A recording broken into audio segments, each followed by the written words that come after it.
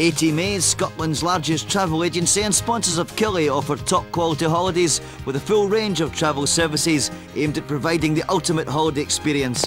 For quality and service, ATMAs are in a league of their own. Everything a travel agent should be.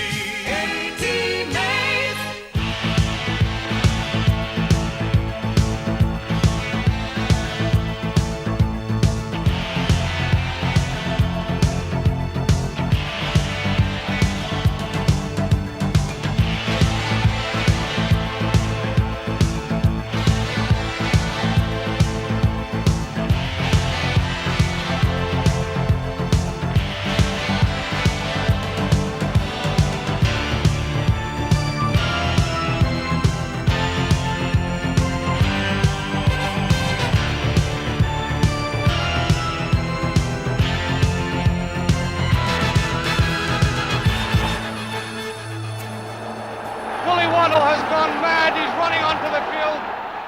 Tynecastle Park, Edinburgh, April the 24th, 1965. Kilmarnock champions of Scotland, the highest moment of all in 125 roller coaster years. You wonder what they would have made of this vision of the future back in 1869. Queen Victoria is on the throne, and in Kilmarnock, John Wallace is persuading the local cricketers to turn their attentions to the new winter sport of football. It was history in the making. The first general meeting in, of all places, a Temperance Hotel. Maybe they didn't anticipate the champagne days ahead. Kilmarnock's first training session, if training was the word, was here on Barbados Green, now the Howard Park. But football then was a cross between marathon running and all-in wrestling. Pitches 200 by 100 yards and lawful to hold a player with the ball. Maybe we can understand now why the home in which they eventually settled was christened Rugby Park. But the catalyst in the full conversion to football was the birth of the Scottish Cup. The club accepted Queen's Park's invitation to subscribe £1 to buy the trophy. And so the finger of fate decreed that Killie, playing in Oxford Blue, would lose 2-0 to Renton in the first ever Scottish Cup tie. Creativity was a byword in those days. Dan Gilmour on the left and John Wallace instigated the Ayrshire Cup, certainly one of the most ornate trophies in the football world.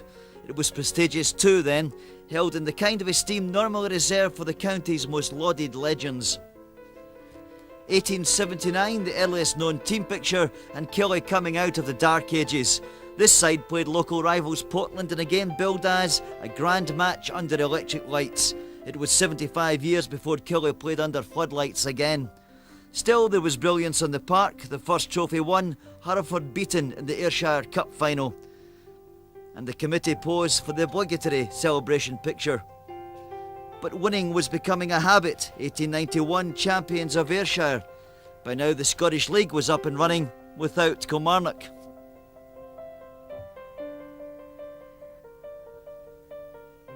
But Jockey Johnston played for Scotland in Rugby Park's first ever international, Killie's early star in stripes. An attendance of 12,000 persuaded the club to turn professional.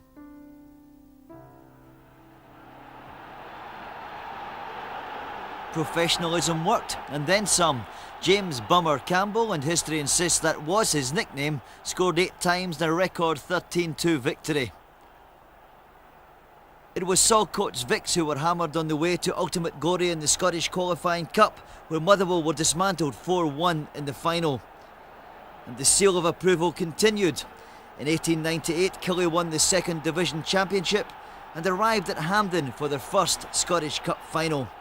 Sadly, these men lost 2-0 to Rangers, but a year later the Second Division was won again, and this time Killie were accepted into Division 1. The last months of the old century heralded arrival into the top flight at long last. Scottish Cup holders Celtic hanselled the occasion, and Kilmarnock managed a creditable 2-2 draw.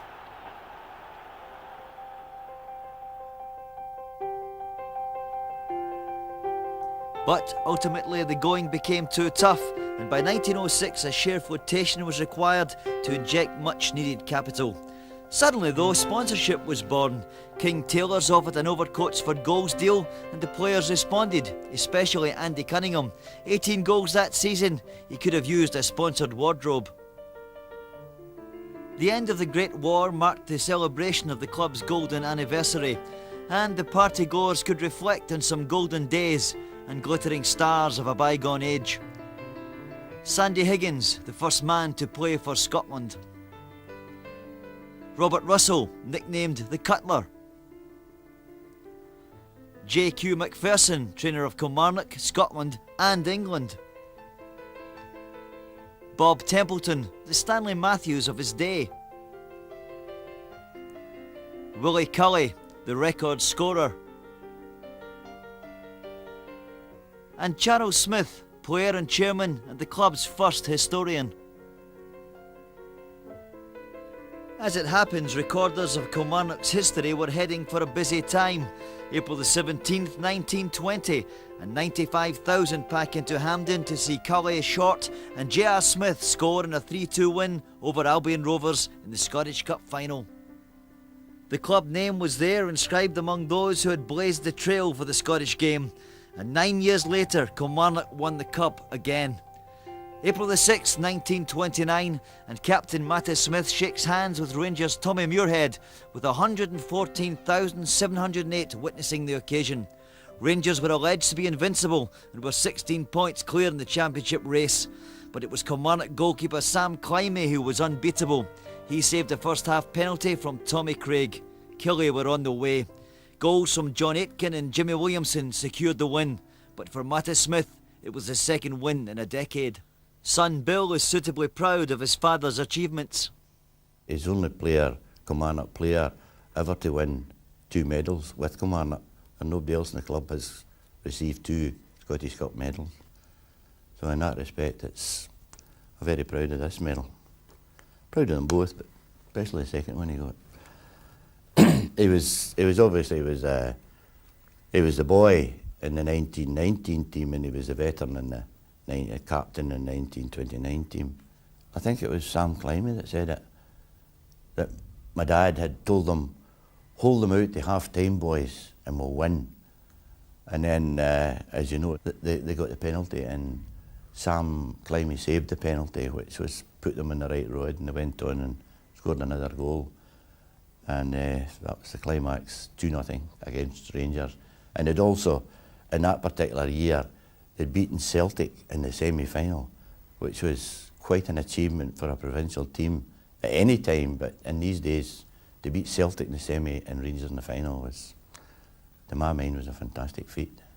The treasure chest of memories was growing, but by now the founder fathers must have been wondering why they had bothered holding the first meeting in a temperance hotel.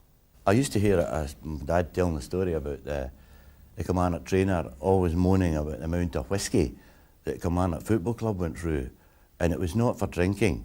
They seemingly put it in their boots to keep their feet warm during the cold winter days. You can believe that, I believe that, no, but that was the story as I heard it anyway. Overseas beckoned for the first time, and the club toured North America on a 16-match trip, which brought 11 victories. 2 years later, they were back at Hampden for the third time in a dozen years, but this time there was eventual disappointment. The first game against Rangers finished 1-1, but Kilmarnock lost the replay 3-0. Meanwhile, Joe Niblo, Killie's most capped player, was sold to Aston Villa for a then record fee of £1,875. Also on the way out was manager Hugh Spence, replaced by Celtic legend Jimmy McGrory. But in his first game in charge, Kilmarnock were thrashed 8-0 at Celtic Park. Revenge was sweet. Killie drew Celts in the third round of the Scottish Cup, and even the bookies quoted the Glasgow Giants out of sight, with Killie at an unbelievable 10-1 against. But, as the Sunday Post of the day reported, Kilmarnock won 2-1 and then beat Ayr United and Rangers to arrive in another final, this time against East Fife. The first game finished 1 each, with the second division team from Methil opening the scoring. Dougie McAvoy equalised, but again Kilmarnock lost out in a replay. East Fife won 4-2 in extra time, with Kilmarnock's consolation that they just beat relegation. During the Second World War, Rugby Park was requisitioned by the government as a fuel dump for the army, and it remained that way until the end of the strife. Football action resumed in 45-46, but Killie couldn't avoid more upheaval. Jimmy McGrory left to rejoin Celtic. Relegation followed and managers came and went before Malcolm MacDonald brought a period of stability from 1950.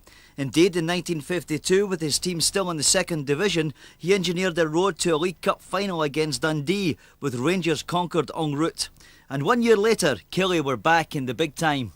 They were a part-time team at that time, and what I remember about it is, I say, we had to train 2 nights a week, and I worked in the mines at the time. And I had to come from, well, it was Plain where I worked, 2:30, finished there, back to my father's in Larbert, trained from there, down here, and that's what I remember about Kilmarnock Football Club in these days, you know, they were part-time. Who were the faces around about the club then? Oh, you're talking about Bob Thine, Middlemiss, Mays, Harvey, Carlett, you know, all terrific players, I mean, great players. Beattie wasn't in the first team when Killie made the 1957 Scottish Cup semi-final against Celtic. Beattie saves, but Jerry Mays follows up and scores. Across from Curley, Mays heads a beauty. The lightning attack, and Black finds the empty goal. That 3-1 victory set up a final against Falkirk. The replay was Malcolm MacDonald's last game as manager before joining Brentford. Out to the Falkirk right wing, where Tommy Murray collects it. He centres and Merchant scores. Falkirk won ahead, but goalie Slater only just stops the Killies from equalising a few minutes before half-time. From a corner, Killies' Davy Curlett brings the crowd to their feet with the equaliser. So it has to be extra time. The ball's flicked across to Douglas Moran. He runs through, and yes, that's it. 3 years later, another semi-final, Clyde this time. And after 30 minutes from an attack on the right, centre-forward Kerr had the ball in the net. Stimulated by being a goal up, Kilmarnock raided Clyde territory again. Outside left Muir, unmarked, got goal number 2. And so to Killie's 7th Scottish Cup final, their first under Willie Waddle. But yet again, the Hampden appearance brought that old, familiar, agonising feeling of a second prize. Again Rangers attacked. Miller headed in. Stevenson's free kick found Miller. Another goal for Rangers. Now Kilmarnock counter-attacked. With a bit of good fortune, they might have scored. But mights don't count in football. Although they were runners-up in League and Cup, Killie weren't considered good enough for Europe, and instead the Scottish League sent them packing to America. They were there for an astonishing 5.5 weeks and eventually lost the tournament final to Bangu of Brazil. But it wasn't just the boys from Brazil who were too hot for Killie. The temperature was something like 90 odd degrees. The humidity was about 95%, something like that. In fact, I remember the players coming off at half time and just walking straight into a shower, you know, fully clothed, you know, and then got a change of strip. But as I say, it was a tremendous experience, going back to what I'd said earlier on. The fact that we'd gone full-time the year before, the fact that we were together, you know, 20 players together for 5.5 weeks, you know, triggered off. And we did a lot of good PR work. Willie Waddle and Bill Cox got on very well together. We did things like soccer clinics and this kind of thing in various colleges around New York. And so much so that whilst we hadn't won the competition, we were invited back in 1961. Back home, the hard work on the training pitch was paying off. I would back these players against any of the players that are going now. I would, honestly. I mean, they were terrific and fit. I mean, well, you know Walter McRae. I used to call him a few names anyway, you know. A wee bit kind of, shall we say, indiscipline. Training methods were a wee bit old-fashioned. It was a case of part-time, right, let's do 6 laps a night, boys. You know, that would maybe be, one of the trainers would say that. I heard about this afterwards. And of course, in these days there were no lights. So, you know, they used to run round a darkened track out there. Some were known to secrete a packet of fags and a wee box of matches in their pants and would disappear into the terracing for a couple of draws, you know, and then come flashing past the, you know, the trainer. So that kind of thing. So I had my work cut out. And so to the most astonishing season in the club's history. The traditional hoops were no more, and stripes were now the high fashion. Killie were in the Fair Cities Cup. The first round draw brought them European giants Eintracht Frankfurt and a 3-0 first leg defeat in Germany, the club's first European tie. What happened next was one of the most remarkable stories in the entire history of the Scottish game. And safely back to the side. An indication here of how slippy the ball is. Incidentally, there are 4 members of the Eintracht team still playing who played against Real Madrid. But here's the inside left going through, a great shot, and it's a magnificent goal! A magnificent goal by Huberts, the inside left from all of 25 yards with little more than 1 minute gone. 12 minutes played. Killie still 1-0 down, and of course 4-0 down on aggregate. Snedden. McAnally. Tried a short one. Off an arm there. But he's not given it. He's given a goal. Scored by Ronnie Hamilton. Quite a sensational goal there by the centre forward after 12 minutes. That will give great encouragement to Kilmarnock.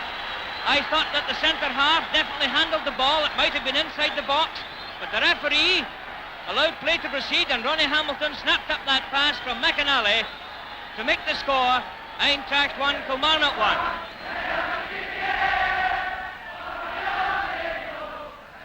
King. Well into the German half. McAnally out to McLean. A low cross. Missed here, and the centre forward.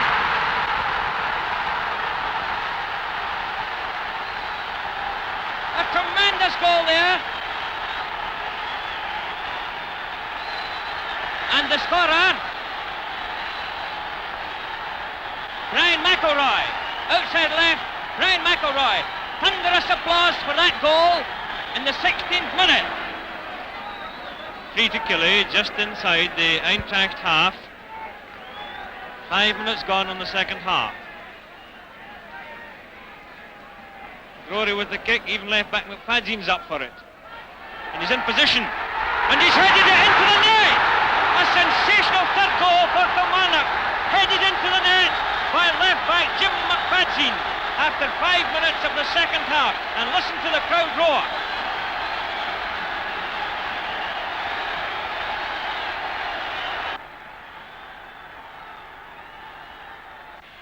Germans are clearly rattled now. King.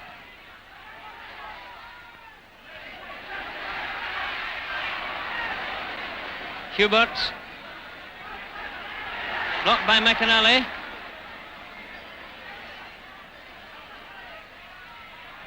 Good Howard forward from McGrory. Beattie. Nice bit of play by Frank Beattie, trying a left foot shot. A great effort! A great effort, and just turned over the crossbar there by goalkeeper Loy.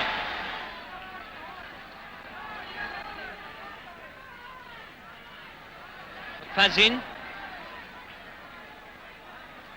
Inside. McElroy, dangerous one. And there's McAnally with the 4th goal for Kilmarnock with 10 minutes left for play.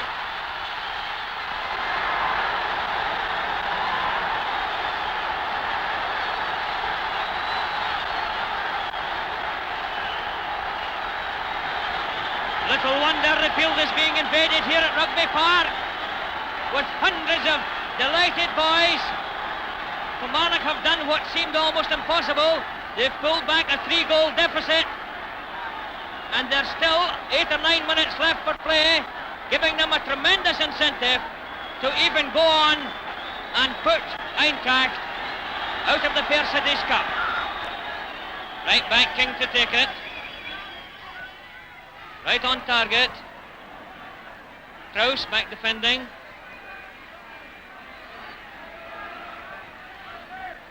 Long one, rather like icing the puck in desperation.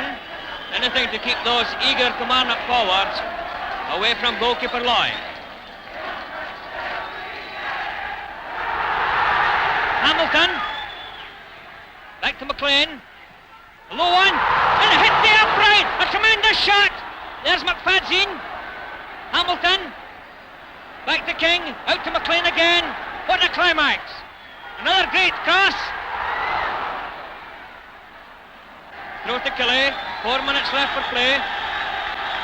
And the game on aggregate all tied up at 4 goals each. Murray, McAnally, Hamilton. Pulled down there. Referees awarded it just a foot or so outside the penalty area. It was a touch and go one.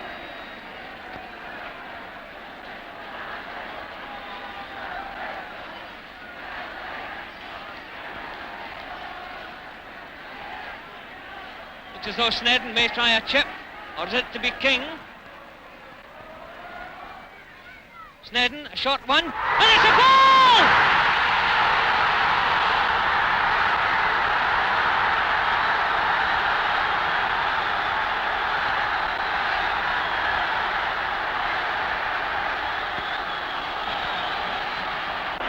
All the boys in Ayrshire are swarming onto Rugby Park. That was a short free kick from Davy Snedden, hit into goal, and it touched the defender and caught goalkeeper Lloyd going the wrong way. And that makes it, with only 2 minutes to go, Kilmarnock 5, Eintracht 1, and on aggregate, Kilmarnock 5, Eintracht 4. Referee Adair taking his watch out now to look at it.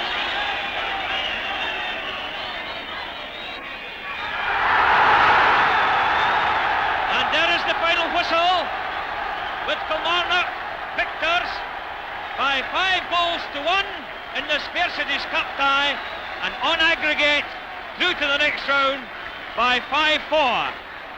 Sporting handshakes by the players and a tremendous invasion of the pitch on this historic night on rain-swept Rugby Park.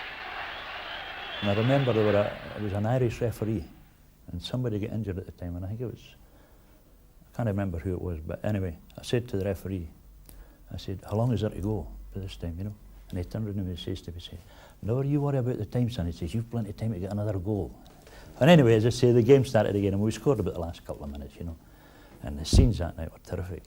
You'll get great arguments between Kilmarnock supporters as to the most memorable game, but I think in balance I would be right in saying that the Eintracht game is the game that probably most people would remember, even above the title-winning game against Hearts.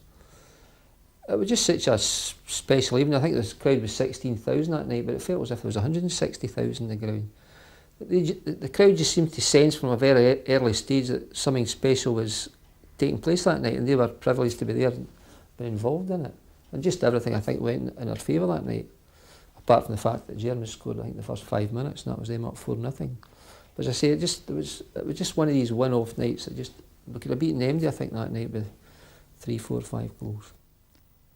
Kilmarnock eventually lost to Everton, but the magic dust was still being sprinkled throughout the league campaign. Bertie Black's goal set up a last-day championship showdown against Hearts at Tynecastle. In these days, teams finishing level in points were separated by goal average, the goals scored being divided by the goals against. In short, a 2-0 victory would give Kilmarnock the title by .042 of a goal. Much better Kilmarnock play.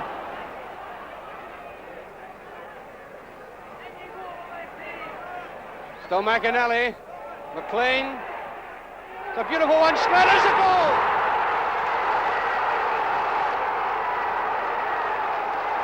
What a goal by Snedden, engineered by young McLean on the right wing. And so with 17 minutes still to play in this first half, Kilmarnock have got one of these very precious 2 goals that they're after.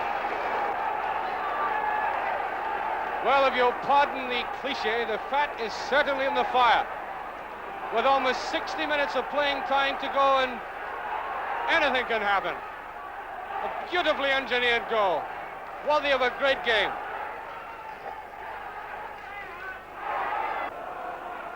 Snedden again for Kilmarnock. Berry.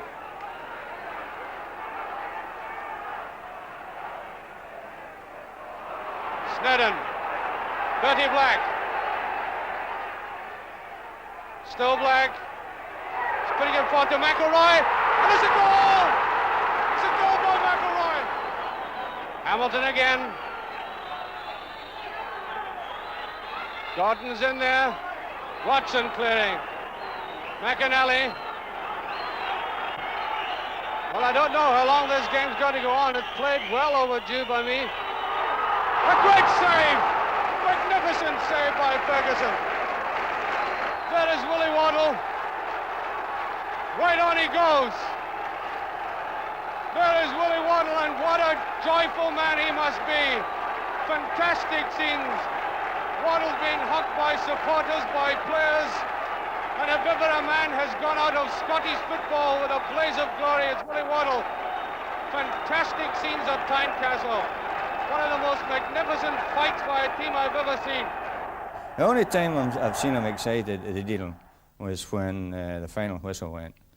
2.5 minutes after time.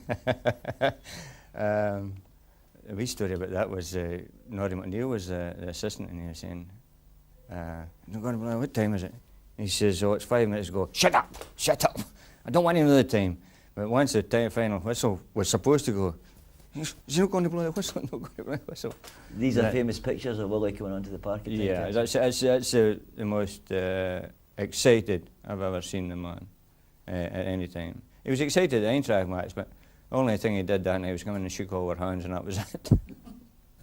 He could motivate players, Waddle, you know, and he knew how to get the best out of players.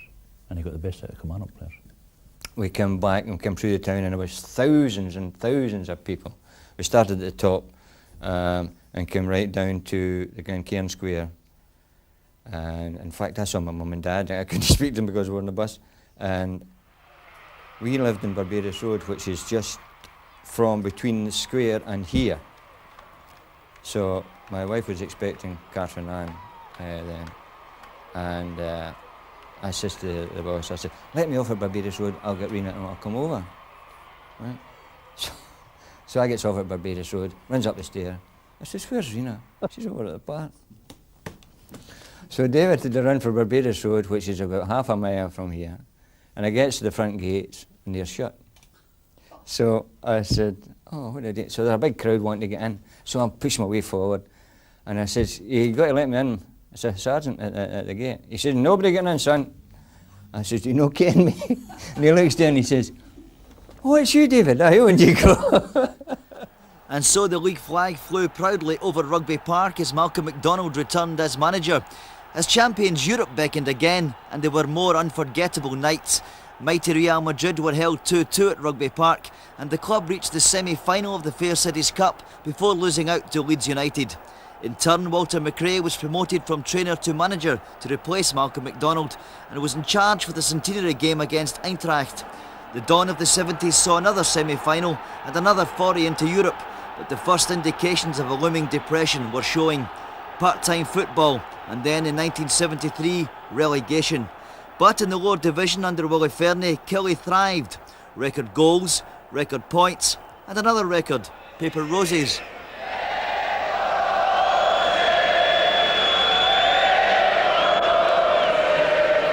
In the 70s, it will come to a bad transition period then. We were going from full-time to part-time football, which tended the club was on a wee bit of a downer. So for us to get promotion that year and that, it gives a great lift. And as the good times rolled again, the crowds came flocking back. When I came here at first, there was a sheep was the mascot here, and the sheep was called Angus, and I was coming here to training for days and days, and the players were always talking about they were going down to Angus's house for a cup of tea with Angus, and I couldn't believe this, that a sheep had its own wee room and could have a tea with the boys. And I was here for about 4 or 5 months before I found out the groundsman was also called Angus. So I found out then that the sheep wasn't as clever as I really thought, but it was a great mascot nevertheless. Yes, Smith. Corbyn's going to let fly. Once again, the crowded penalty area. And there's a great shot for a goal. we really were building a good young side. I mean, the average age of the team at that time, as I said, must have been about 21, 22, with George, Maxwell, Brian Rodman, who were older, but still good players. And you know, the team really was very young, but I think it was always going to be a fact that they were going to sell people to make money. The club were always, you know, this position of being desperate for money, and it was always reckoned that most of us would be sold out, and we were within about 2 or 3 years. Most of us were gone. One of my great Kilmarnock heroes was Big Derek McDicken. Big D, as he was known. I mean, his very presence on the field was fearsome. That was before he took his teeth out as well. He was a formidable character. That was in about the 80s. I think he played about 150 games for Kilmarnock. Scored. Really, that's about it. Him and Paul Clark at that time was a really terrific defence. I mean, you imagine that guy running at you, you know. That's a big D. Big D. Davy Provan. That's right. Davy Provan. I don't think he's got as much hair now. Anyway, Concord nose for a start. Big Sean.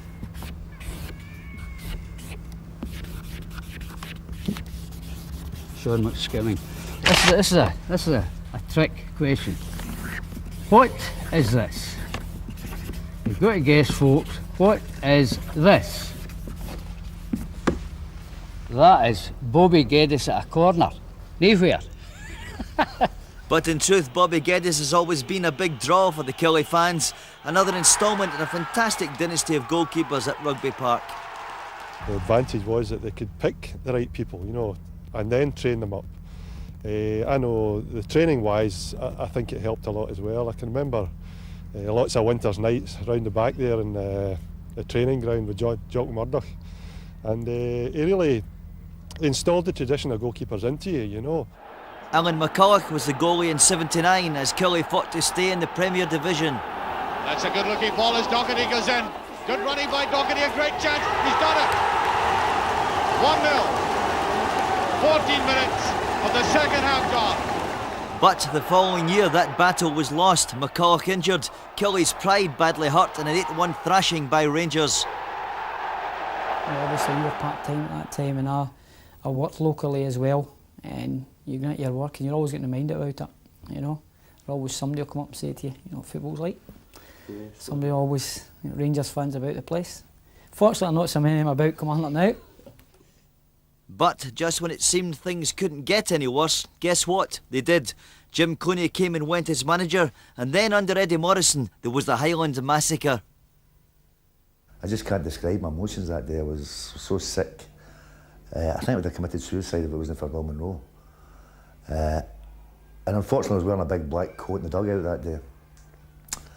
And I'd never ever wore that coat again. No, I swore I would never wear this coat. I was looking for so many excuses. So to this day, this coat's never been seen again. It was dumped, slung, threw away, never to be seen. And for the rest of the season I used to sit in the dugout without a coat. And this was picked up with a Kilmarnock Standard, the local paper. Why doesn't Eddie wear a coat in the dugout? So I told the story that I wore this coat in the dugout and I would never wear this coat again as long as I was Kilmarnock manager. And fortunately enough, a local tailor in Kilmarnock offered to give me a new coat to see me through the winter. So I was quite delighted to wear this new coat. So the following week I managed to get into the Kilmarnock Standard. I says I would love to sit in the dugout with a fitted kitchen, but nobody ever turned me up on that. One shaft of light in the midst of all this was Alan Robertson, who broke Frank Beattie's appearance record and eventually chalked up an amazing 607 games for the club. Frank Beattie had been one of the stalwarts at the time when really I was supporting the club, so I sort of knew how highly he was thought of at Kilmarnock, and to have got to the stage where I was actually going to have played more games, not necessarily better games, but certainly more games than him. It was certainly, I felt it was an honour and something which, you know, I was very pleased about. And talking of loyalty, physiotherapist Hugh Allen is due a gold watch from club and country.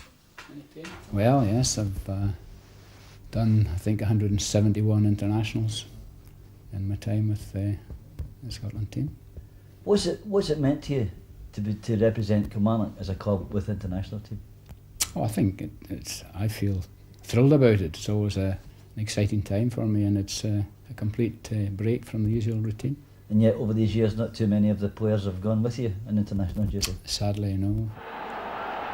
1988, and despite this early season win over Ayr, Killie are relegation bound. Eddie Morrison pays the price, and in comes Jim Fleeting attempting the salvage job. But despite a 6-0 win on the last day, Killie go down. I just dropped out as well, and then you just could have heard a pin drop in the dressing. It was just unbelievable how saddened we were, you know, and just nobody could speak to each other and go. Every player was hanging with their head bowed down, you know. It was absolutely terrible. And then coming home, coming up from the game that night, and you're seeing blue and white scarves on the road, and that wasn't a pretty sight, you know, because obviously some of the fans had took it to heart. Kilmarnock going down into the second division, and they'd thrown some of their scarves away and everything. Just terrible. And that whole close season of that year was just probably one of the worst periods in my football career. The footballing outlook over Kilmarnock was far from encouraging. Those were dark days. But then a boardroom revolution took place, and after a long, hard struggle, new chairman Bobby Fleeting, his mother-in-law Laurel Chadwick, and Jim Moffat, the man who built the A-Team-A's travel empire, won the day. The chairman was astonished at what he found in the Rugby Park accounts. When we arrived at the club, I was shocked, right? First of all, I was totally, completely taken by surprise at the income the club generated. Kilmarnock's income, the accounts for the year before the present board took over, showed an income, a total income of something like £200,000. Now that was everything. And you know, I looked at this, and I had a wee pub in Saltcoats at that time doing more than that. And I thought that's their forecast for the year for commercial income, that's scarves and hats and the likes of this, was 8,500. Now, this year, the accounts have just finished, in fact, for the year 92-93, and they're just about to be published. So the most recent accounts, which is the one I can talk about for 125th year, shows that the club's income has went from 200,000 to 2.2 million. I look back with some fondness at the forecast of 8,500 for the year's, you know, regalia sales, and we have an open day in August every year, and in that open day we take about £16,000 an hour through club sales. And I mean, we've got two shops now, but one of them in fact takes about £100,000 a year more than the total income of the club. Right, so you know, the change round from a financial point of view is absolutely remarkable. 1989 and the boardroom changes were followed by new faces on the park. Tommy Burns will never forget his Killie debut. The whole thing was a real comedy of errors for getting picked up in the morning. And I can mind wee Jim McSherry being all excited, him and Jim Fleeting were going through, it's our first game and everything like that. The snow was there and we're travelling, so we get just outside Rugby Park, just gets to Fenwick, the bus breaks down the first time. A 10-minute delay there, all out checking out, everything's fine, okay, we'll get it started up. So away we goes on again, further up the road again, turns right to go there, Eagles and Moors towards East Kilbride, breaks down again, well the Moors, another 5 or 6 minutes. Then we get into Eaglesham, and the wee bus driver gets out, the windscreen wiper breaks. So the wee guy's out trying to fix the windscreen wiper. So while he's doing trying to fix it, the windscreen wiper comes up, batters him in the heat. The wee guy gets up, he's staggers out on the road, nearly gets knocked down with a motor just flying past him. The guy's got his cut eye like that, staggering about the road. I thought, bloody hell, what's going on here? This wee guy's going to get himself killed and not get Eaglesham yet. And then we travels through. Again, bus breaks down just outside Coatbrig for the 4th time. And say, no, forget it. So we're actually trying to get through to Method to get a pre-match meal. Big Jay says, forget it, just get in here, into this place, and just outside Coatbrig, in for something to eat. In there we get to grub up. Send us another bus. The bus doesn't turn up. Couldn't get another bus. Everybody into taxis, some of the boys had motors. And at the motor, so travels away through there. 10 to 3 we arrived for the game. Just walked in, put the strips on, walked right out onto the park. 11 years, no subs, the subs hadn't arrived yet. They arrived at 15 minutes past 3 while the game was going on. So we got out there and absolutely frozen, honestly. I mean, just the coldest day I can ever remember. And I'm standing beside Tommy Burns and I'm freezing, absolutely freezing. Never felt so cold in my life. And I looked, and there's Tommy Burns with a blue nose, so I thought, if that happens, anything can happen. He was ghastly looking. I thought, he's going to collapse, you know. And I can remember a time he came out to me saying, so, I'm and I'd say, I know, I'm frozen and all. And eventually the referee came out of the dugout and says to Big Jai Fleet, and he says, you better get number 3 off. He says he's going to have what is it? Hypothermia. Hypothermia. So that guy's got hypothermia. David actually looked as if he did have hypothermia. So Big Jai said to him, oh, Jai, we need to get him off. So he said to Jim McSherry, we need to get him off, And he said, actually, I'm thinking of calling the game off anyway. So wee McSherry was like, oh, you're right, hey, you're right, you better call it off. We're 2-1 down, 12 minutes to go. So the guys in the East 5 dugout think, he's telling him to put the game off. The referee 2 minutes later, he blows for them, so there's a big stushy and they're all running, a big melee of bodies and everything like that. And I'm stoned, I said, I can't believe this day's happened, all these different things have happened today. So we're driving back through the road in the bus back down to Kilmarnock after the game. We had a great laugh coming back down the road again. Wee McSherry kept us all going and everything like that. But I thought to myself, on the way back, I think, God, that's the first game. And that is the most eventful day in my football life. But there were to be many others. On the last day, Killie needed to beat Cowdenbeath to secure promotion. And a good chance from the set piece for Kilmarnock. The set Paul Flexney forward. Tommy Burns will take it. There's the header! Flexney for Kilmarnock. 1 up and seemingly coasting, but Killie lost a second half goal to the Fifers. Would they make it? Captain Davy McKinnon picks up the dramatic story. 9 minutes to go, pushing, we get a penalty. The crowd go crazy, the players go crazy, and then they realise who's taking it, me. And I thought, dear, so I walked from the back right away up, silence. And the guys really gave me encouragement. Oh no, don't miss it, don't miss it. Because really the progression of the club was hinging in that decision.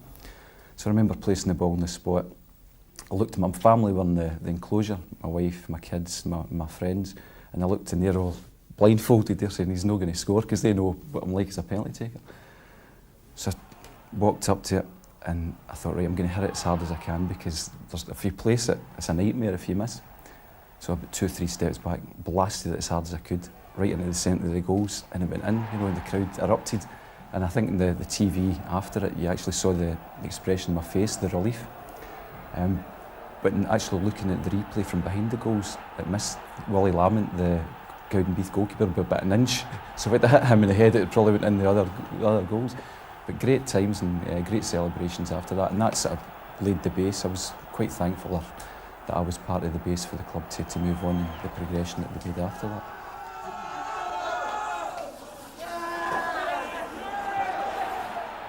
The champagne was flowing all right, but the fans had to be patient in terms of waiting for promotion into the genuine big time. Despite some big money buys and the occasional flirtation with success, Jim Fleeting couldn't complete the club's revival and eventually resigned after an eventful reign.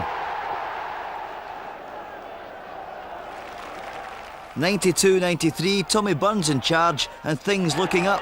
Killie always in contention for promotion, even if runaway leaders Wraith Rovers were out of sight from winter to spring. But in the Tennant Scottish Cup, it was a different story. Wilson. And again, it's Sinclair's head to the rescue. Danger at the back post. And Killie take the lead! Williamson now operating on the left side. Killie switching wingers again. McCluskey, Porteous at the back post. And oh no, Sinclair couldn't hold it. McCluskey shot his in. And they finally got it. Williamson gets his second. And it's Kilmarnock now beginning to find tiring legs and passes. Great chance here, and there it is.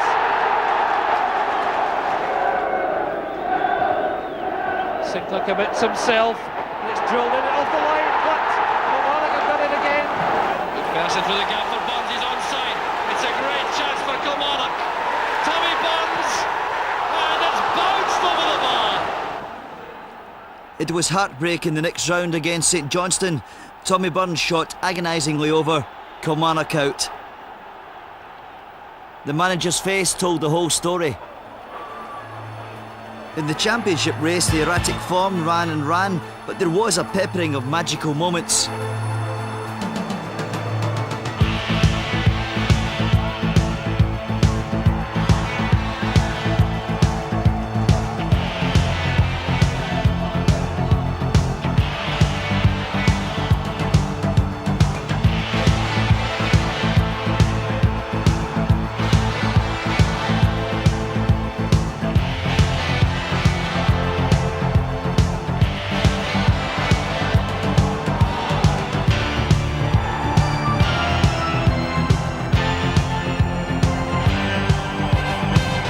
Killie looked out of the promotion picture with 3 games to go, but then wins over Dumbarton and Clydebank set up a last day party.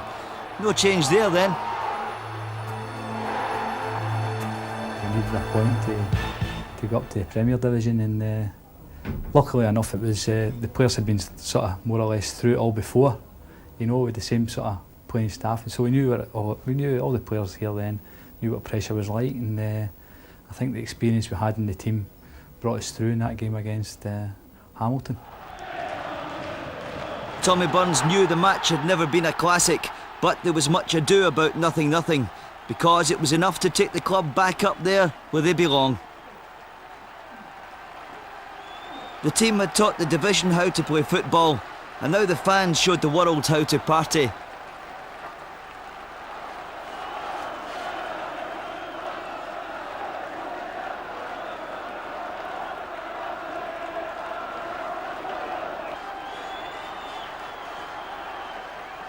Kilmarnock's return to the Premier Division coincided with the decision to relegate 3 of the 12 clubs. Clearly worrying days were ahead, but the team came off the blocks with a victory over Dundee.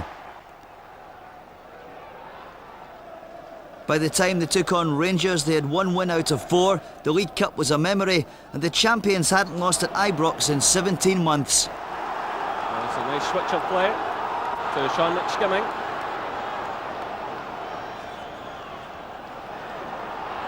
Gary Stevens with him all the way, gets in the cross, the header, Kilmarnock take the lead, and it's Mark Roberts, the youngster, the 17-year-old. It's floated in by Durant, Presley's up there, and Stephen Presley scores for Rangers. Played almost 4 minutes of injury time, and it's Presley under pressure here now. Presley losing it to Brown, the 2 substitutes combining, and it's Williamson. And the former Rangers player has scored a quite incredible goal in 4 minutes of injury time. Bobby Williamson. That triggered a great run of just 4 defeats in 22 games. Europe was beckoning.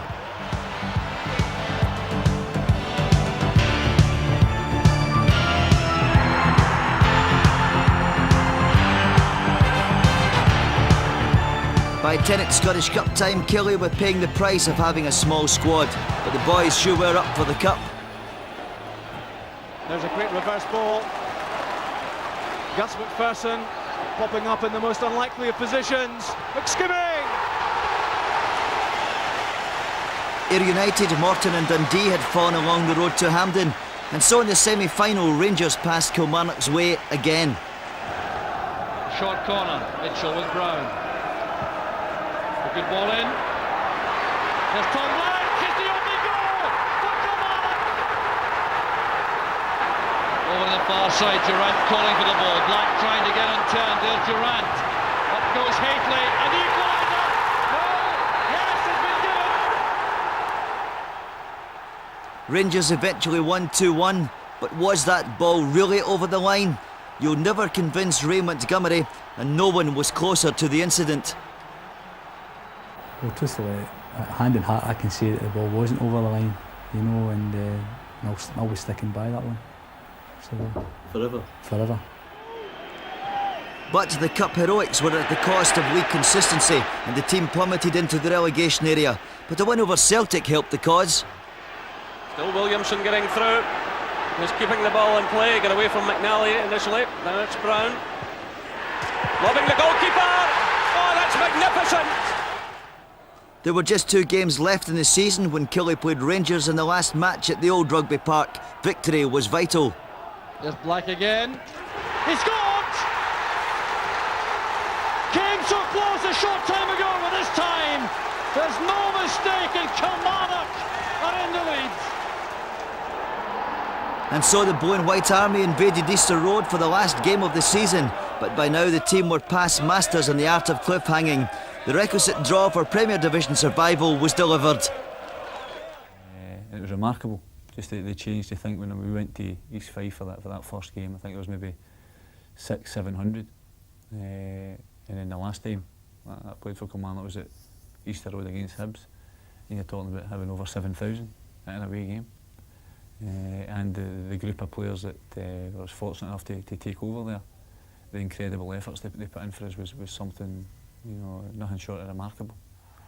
So I think it was overall a bond really between the supporters and the players. Just that 2.5 years was very, very special. But just as Jimmy McGrory had done half a century earlier, a Kilmarnock manager left for Celtic. If anything else, it's maybe bonded the club supporters and the board more, closer together, because we see ourselves as being one in this particular case.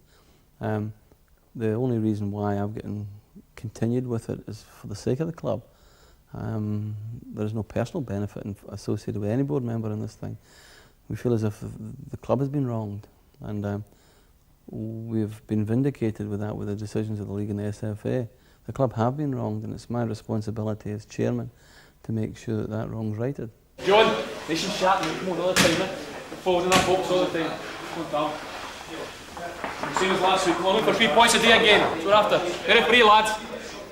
But the rebirth of the Blues continues under Alex Totten. He inherited a dressing room full of confidence and hunger for more glory. These are qualities he sees as prerequisites for football life at the very top.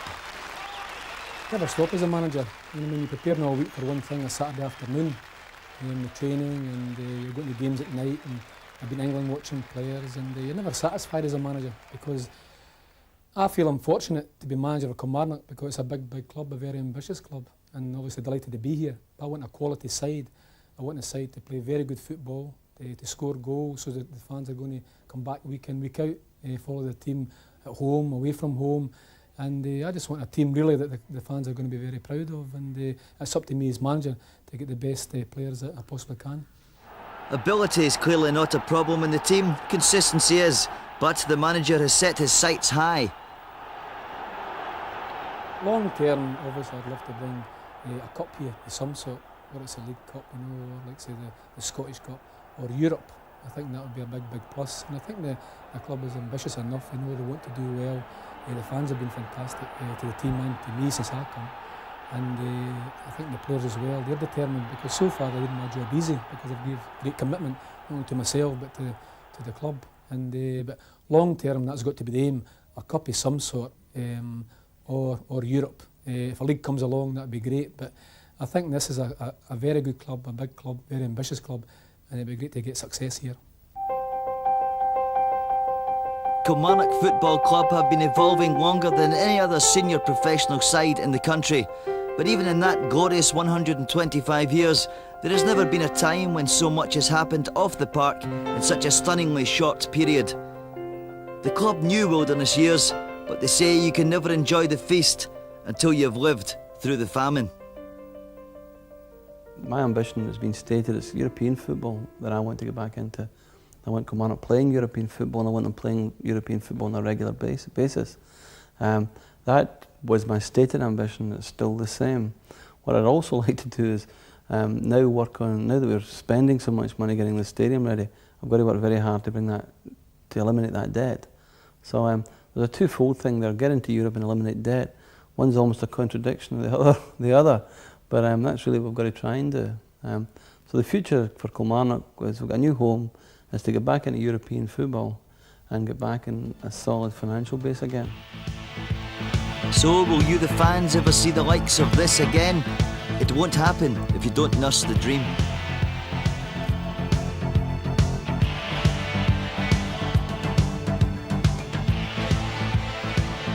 One of my ambitions in actual fact was to be, I must have been about 6 or 7, was to be what they called a tray boy.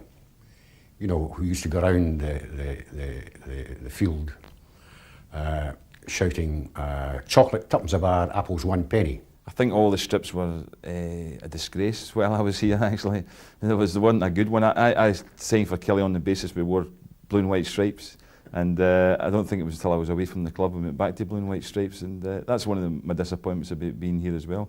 I don't know who was designing the strips in those days. I think it might have been yourself, Chick, but certainly not the nicest of colours, and I hope that they destroy all the pictures from that era. I was known as Martha Smith's son. I never had my own name. And in latter days, I was known as Gordon Smith's father. I didn't understand them all shouting, and they were always singing, "There's only one Bobby Fleeting," and all these different songs. And as we were leaving one day, they were all shouting and chanting, and I misunderstood what they said, and I thought that they were shouting for me, you see. So I was feeling very pleased with myself, and I said to Bobby, "Wasn't that something?" And he said, "What?" And I said, "Don't act like you didn't hear them." And he said, "What do you mean?" I said, "You heard them. They were all shouting, 'Give us your wife, Bobby Fleeting.'" And he said, "It was 'Give us a wave.'" A lot of people ask me why I never moved, you know, at Kilmarnock. I was happy at Kilmarnock, you know. And my wife, she would never have went down to England. I mean, she didn't like English people. So as I say, that was it. I had to stay where I was. Hughie Brown, a wee winger, whose eyesight faded in the latter part of his career, but he was an excellent footballer too. Billy Muir, left wing, he was as deaf as a door, but he could run. I mean, you just used to get the ball in these days, and it was just pumped up the wing, and he could catch. So you had a blind winger and a deaf winger? That's right, and yet we still had success. When I came here from Johnson Borough, and I was the first player swap deal. I was swapped for the Sheep, Wilbur the Sheep, plus £300. We paid £300. Was there a sheep here? Tell me about Yeah, there this. was a sheep, Wilbur. She was a lovely sheep, especially with lipstick on. You know.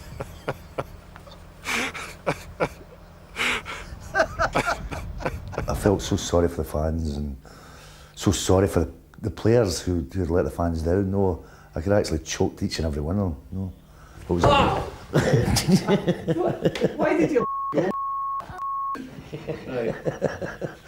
You edit that bit?